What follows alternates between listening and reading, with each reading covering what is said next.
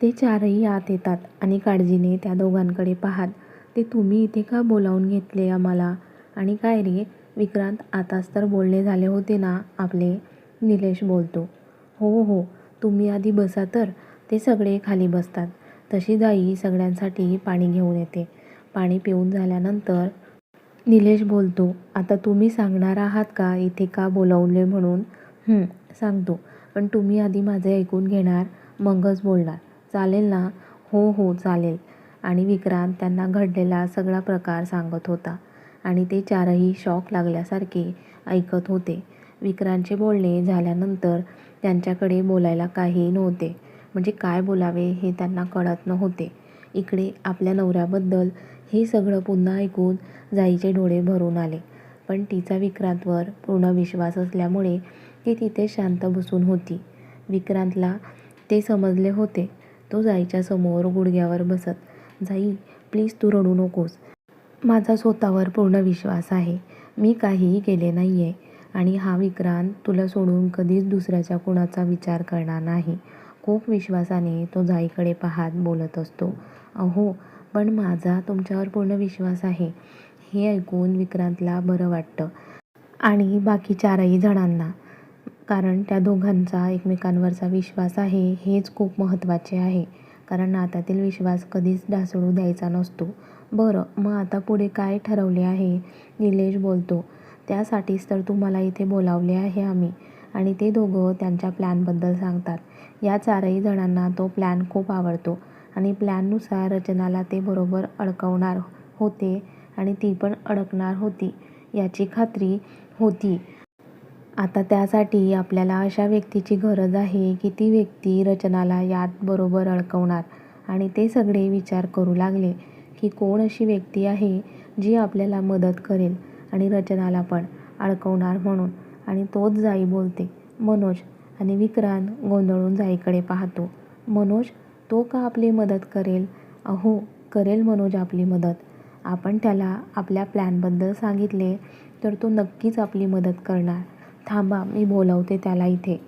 ती विक्रांतला काही बोलू न देता मनोजला फोन लावते आणि त्याला फार्म हाऊसचा ॲड्रेस पाठवते. इकडे विक्रांत मात्र गोंधळून जाईकडे पाहत होता. कारण त्याला मनोज आणि जाईची मैत्री आवडत नव्हती. पण आता जाईने ठरवले आहे तर विक्रांत काय बोलणार होता ना? ते सगळे मनोज यायची वाट पाहतच होते की मनोज आत आला. तो दिसताच जाई पळतच त्याच्याजवळ गेली आणि त्याला हग करून हॉलमध्ये घेऊन आली. जाईने त्याला असे हग केलेले विक्रांतला अजिबात आवडलेले नव्हते. पण तो त्याचा राग गिळत शांत उभा होता. पण मनोजला समजले होते विक्रांत खाऊकी गिळू नजरेने त्याच्याकडे पाहत आहे म्हणून. आणि त्याचे मनोजला खूप हसू येत होते. जाई मनोजकडे पाहत, "मनोज, तुझ्याकडून आम्हाला मदत हवी आहे." मनोज गोंधळून, "मदत? कसली मदत?" "हो हो, सांगते." आणि जाई मनोजला सगळं काही सांगते. जाईचे बोलणे झाल्यानंतर मनोज विचार करतो आणि एक दीर्घ श्वास घेत मदत करायला हो म्हणतो. तसं सगळ्यांना खूप आनंद होतो. आता सगळेच तिथे होते तर ते छान पार्सल ऑर्डर करतात, त्यांचा लंच करतात आणि एक एक करून जायला निघतात. विक्रांतला कोणाचा तरी महत्त्वाचा कॉल आला होता म्हणून तो बिझी होता. त्यावेळेस जाई पूर्ण फार्म हाऊस फिरत होती. तिथे खूपच छान होते सगळं काही. इकडे विक्रांतचा कॉल झाला आणि तो जाईला शोधत बाहेर आला तर ती गार्डनमध्ये फुलांवरून प्रेमाने हात फिरवत होती. त्या फुलांमध्ये ती एवढी क्यूट दिसत होती की विक्रांत तिचे फोटो काढतो. हळूहळू तिच्याजवळ जाऊन तो उभा राहतो. जाई ते फुलं पाहण्यात एवढी मग्न असते की विक्रांत तिच्याजवळ उभा आहे हे पण तिच्या लक्षात येत नाही. तो तिला तसेच उचलून घेतो. "अहो, काय हे, घाबरले ना मी? जाई, इथे आपल्या दोघांशिवाय तिसरे कुणीही नाहीये. मग का घाबरलीस?" "अहो, अहो हो, काय मीच आहे. आणि हो, आपण दोघांनी जर मनावर घेतले तर आपल्यात तिसरे पण येऊ शकते." तो गालातल्या गालात हसत म्हणाला. आधी जाईला कळले नाही, पण जसे कळले तसे तिचे गाल लाजून लाल झाले. "अहो, तुम्ही पण ना. आता यात काय झाले जाई? सगळेच आई पप्पा होतात. मग आपल्याला व्हायला काय हरकत आहे ना?" यावर जाई काहीच बोलत नाही. तो तिला घेऊन आत येतो आणि बेडरूममध्ये घेऊन जातो. तिला बेडवर झोपवतो आणि तो तिच्या अंगावर झोपत तिच्याकडे खूप प्रेमाने पाहत असतो. हळूच तिच्या कपाळावर किस करतो. त्यानंतर तिच्या दोन्ही डोळ्यांवर किस करतो आणि नंतर तिच्या लाल चुटूक ओठांवर त्याचे ओठ टेकवतो आणि तिला पॅशनेटली किस करत असतो. जाई पण त्याला हळूहळू साथ देत होती. तिचे हात विक्रांतच्या केसांवरून आणि पाठीवरून फिरत होते. दोघं बराच वेळ एकमेकांना किस करत होते. त्यांचे श्वास जड झाले आणि विक्रांत तिच्यावरून बाजूला झाला आणि शेजारी झोपला. तशी जाई त्याच्या मिठीत गेली. दोघे आता शांतपणे एकमेकांच्या मिठीत पडून होते. काहीही बोलत नव्हते. विक्रांत तिच्या केसांवरून प्रेमाने हात फिरवत होता. काही वेळाने दोघं सोबतच बोलतात. घरी जायचे ना? आणि दोघं सोबतच बोलल्यामुळे हसतात. ते दोघं घरी जायला निघाले. त्यांना घरी जायला बराच वेळ लागणार होता, कारण ते सकाळी आले तेव्हा जास्त ट्रॅफिक नव्हती. पण आता ते ट्रॅफिकमध्ये अडकले होते. शेवटी ते त्यांच्या बंगल्यावर पोहोचले. आता घरात त्यांना दाखवावे लागणार होते ते एकमेकांशी बोलत नाही म्हणून, कारण रचना पण तिथे आली होती आणि म्हणून विक्रांतने गाडी बंगलोच्या मागच्या बाजूने घेतली. म्हणजे घरातील कुणाला कळणार नाही की ते दोघं सोबत आले म्हणून. आधी विक्रांत आत आला आणि त्यानंतर 15 ते 20 मिनिटांनी जाई आत आली. घरात विक्रांतसोबत कोणीही बोलत नव्हते, कारण रचनाला घरी जे घेऊन आला होता तो. जाई फ्रेश होऊन किचनमध्ये गेली तर आई काहीतरी बनवत होत्या. त्यांना ती मदत करायला लागली. आई मात्र जाईकडे पाहत होत्या. आई, काय झाले? असे का बघताय? नाही, काही नाही, आई म्हणतात. त्या दोन्ही मिळून सगळं सामान डायनिंग टेबलला आणतात. घरातील बाकी सगळे पण एक एक करून जेवायला खाली येतात. तसे जेवण करताना रोज सगळ्यांची बडबड चालू असायची. पण आज घरातील सगळे शांत होते, कारण रचना पण त्यांच्यासोबत होती. तोच विक्रांत पण खाली येतो आणि चेअरवर बसतो. सगळे शांतपणे जेवण करत असतात. घरातील सगळ्यांना विक्रांतचा खूप राग आला होता. तो जे काही जाईसोबत वागला होता ते घरच्यांना आवडलेले नव्हते. पण घरच्यांना कुठे माहिती होते हा तर विक्रांतचा प्लॅन होता आणि त्या प्लॅनमध्ये त्याला रचनाला अडकवायचे होते. इकडे सगळ्यांना शांत बघून रचनाला आनंद होतो. ती सगळ्यांवरून एक नजर फिरवत, आज सगळे शांत आहे, पण लवकरच ही जाई या घराच्या बाहेर असेल आणि मी माझ्या विक्रांतची राणी. आणि ती जेवायला सुरुवात करते. जेवण झाल्यानंतर एक एक जण आपापल्या रूममध्ये निघून जाते. जाई किचनमध्ये सामान ठेवत होती. आई पण तिला मदत करत होत्या. खरं तर विक्रांतच्या वागण्यामुळे आईंना त्यांचा खूप राग आला होता. त्यांना तर जाईची काळजी वाटत होती. ती आईचा हात हातात घेत, आई, तुम्ही अजिबात काळजी करू नका. माझ्यावर विश्वास ठेवा. सगळं काही ठीक होईल. देवाकडे तीच प्रार्थना आहे. बघ लवकरात लवकर सगळं ठीक होऊ दे. सगळं ठीक होईल आई. आता तुम्ही कसलाही विचार न करता जाऊन आराम करा. मी पण जाते. आई तिच्या डोक्यावरून प्रेमाने हात फिरवत निघून गेल्या. जाई पण पाण्याची बॉटल घेऊन रूममध्ये जातच होती की तिचा हात पकडून तिला भिंतीला टेकवले. अहो तुम्ही? घाबरले ना मी. तो तिच्या गालावरून हात फिरवत, बायको मीच असेल ना? दुसऱ्या कुणाची हिंमत आहे का तुला हात लावायची? हो का? त्याच्या चेस्टवरून हात फिरवत ती बोलते, बायको बघ ना, आपल्याच घरात कसे लपून भेटावे लागत आहे तुला. आणि हे फक्त त्या रचनामुळे. बायको, आपल्याला लवकरात लवकर त्या रचनाचे सत्य सगळ्यांच्या समोर आणायचे आहे. तोपर्यंत त्या रचनाला सामोरे जावे लागेल. बघ ना, तिच्यामुळे घरातील कोणीही माझ्याशी बोललेले नाही. आता सगळ्यांना मी चुकीचा दिसत आहे. तोच जाई त्याच्या तोंडावर हात ठेवत, अहो तुम्ही टेन्शन घेऊ नका. मी आहे ना तुमच्यासोबत. आपण लवकरात लवकर हे शोधून काढू. हो, ते तर काढू, पण आता मला तुझ्याकडून काहीतरी हवे आहे. ती डोळे मोठे करत, काय हवे आहे? तो तिच्या गालावरून हात फिरवत, बायको, असे वाटत आहे तुला उचलून बेडरूममध्ये घेऊन जावे, पण तसे मी करू शकत नाही. नाहीतर रचनाला आपल्या प्लॅनबद्दल कळेल. ती एवढंच बोलते. बरं, तुम्हाला काय हवे आहे? ते मला. आणि तो तिच्या ओठांकडे पाहत ते मला आणि तिच्या ओठांवर त्याचे ओठ टेकवतो आणि किस करायला लागतो. जाई पण त्याला किस करत असते. दोघांना खूप भारी वाटत होते. आपल्याच घरात असे लपून एकमेकांना ते किस करत होते. काही वेळाने दोघांचे श्वास जड होतात आणि ते बाजूला होतात. बायको, खूप गोड आहेस तू. तशी जाई लाजून तिची नजर खाली घेते. बरं, मी जातो. आपल्या रूममध्ये आणि विक्रांत तिच्या ओठांवर किस करून निघून गेला. तो गेल्यानंतर जाई पण तिच्या रूममध्ये निघून गेली. त्यांच्या प्लॅनप्रमाणे ते दोघं वेगवेगळ्या रूममध्ये झोपणार होते. पण त्या दोघांना असे पुढे मागे जाताना कुणीतरी पाहते. पण त्याबद्दल जाई विक्रांतला माहिती नव्हते. इकडे रूममध्ये तास जाई तर बेडवर पडल्या पडल्या झोपून जाते. पण इकडे विक्रांत मात्र जागा असतो आणि आठवण्याचा प्रयत्न करत असतो. पण त्याला काही आठवतच नाही. तोच त्याला आठवते. आज जाई आणि तो हॉस्पिटलमध्ये गेला होता आणि डेटा पण त्या दोघांनी चेक केला नव्हता. तो त्याचे लॅपटॉप ओपन करतो आणि डेटा चेक करायला घेतो. त्यातील काही व्हिडिओ पाहत असताना त्याचे हावभाव बदलत असतात. सगळं पाहून झाल्यानंतर तो पण बेडवर आडवा होतो. पण बेडवर एकटाच असल्यामुळे त्याला जायची खूप आठवण येत होती. एकाच घरात असून त्यांना रचनामुळे वेगवेगळं राहावे लागत होते. तो मोबाईल ओपन करतो आणि जाईचे फोटो पाहत असतो. फोटो पाहत असताना त्याला कधी झोप लागते त्याचे त्याला कळत नाही. सकाळी सकाळी सगळेच लवकर उठून आपापले आवरत होते. विक्रांत आणि रचना पण फ्रेश होऊन खाली येतात.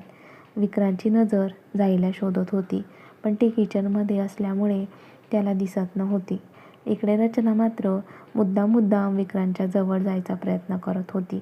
पण विक्रांत मात्र तिला इग्नोर करत पुन्हा कुणाला तरी फोन लावतो आणि हॉलमध्ये जाऊन बोलत असतो. तोच जाई प्लेट घेऊन बाहेर येते आणि विक्रांतचे लक्ष तिच्याकडे जाते आणि तो फोनवर बोलत एकटक जाईकडे पाहत असतो. रचना असल्यामुळे सगळे शांतपणे नाश्ता करतात आणि नाश्ता झाल्यानंतर आपापल्या कामाला निघून जातात. सगळ्यांनी ठरवलेल्या प्लॅनप्रमाणे आज मनोज रचनाला त्याच्याकडे ओढण्याचा प्रयत्न करणार होता.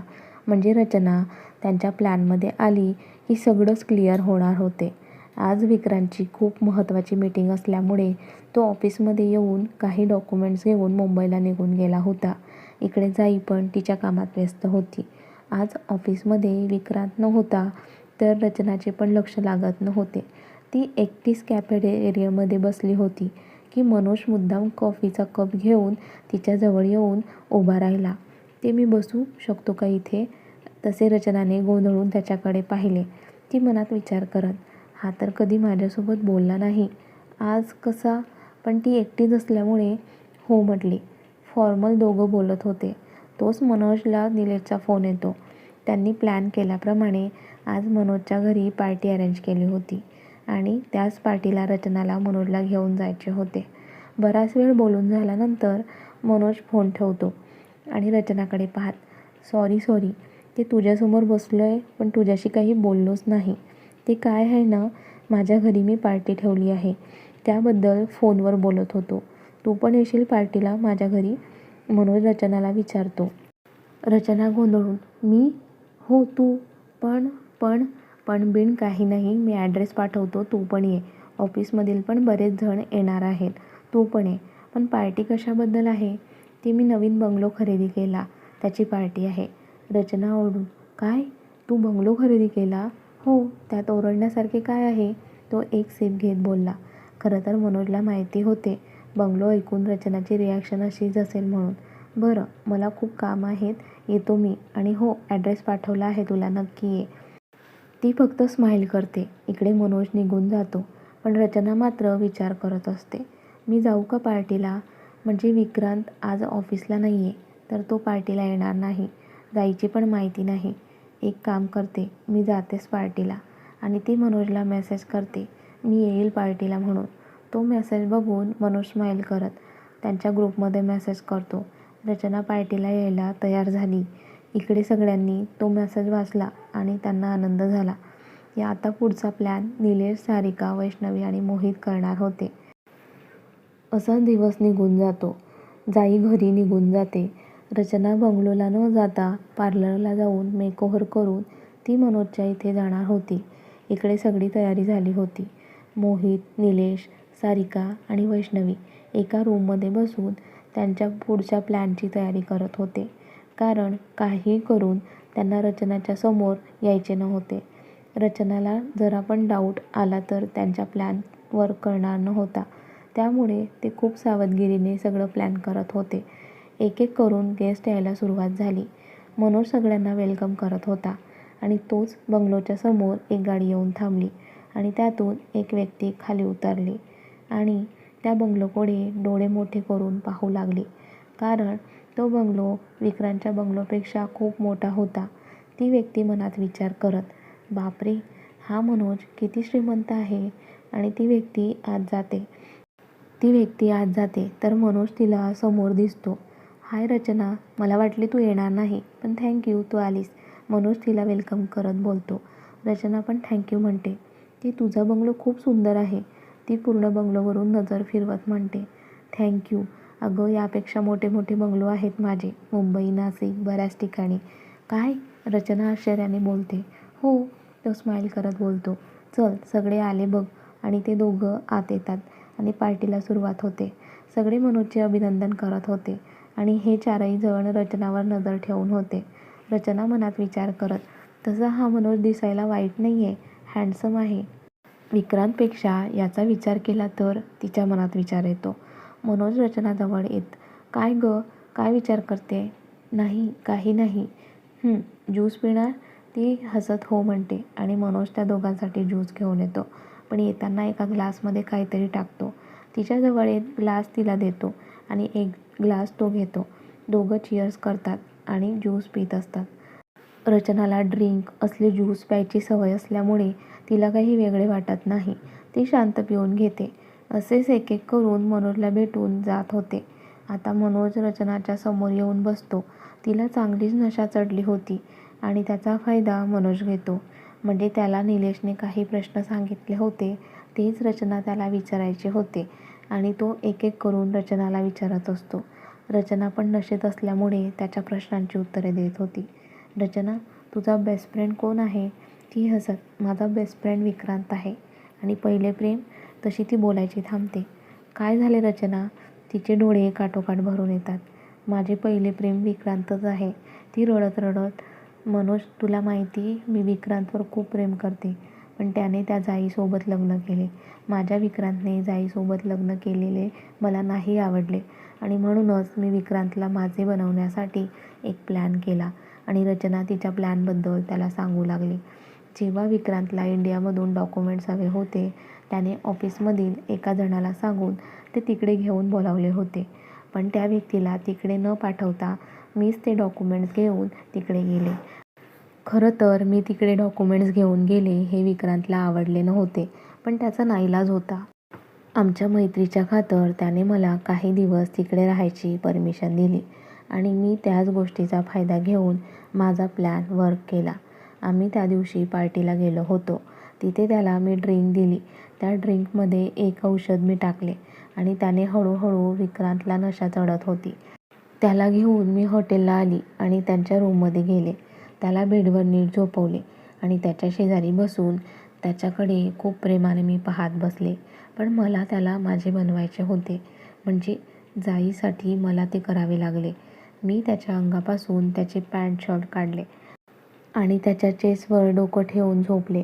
त्यानंतर सकाळी जेव्हा विक्रांतला जाग आली आणि त्याने मला असं त्याच्याजवळ पाहिले आणि तो घाबरला, कारण त्याला रात्रीचे काहीही आठवत नव्हते.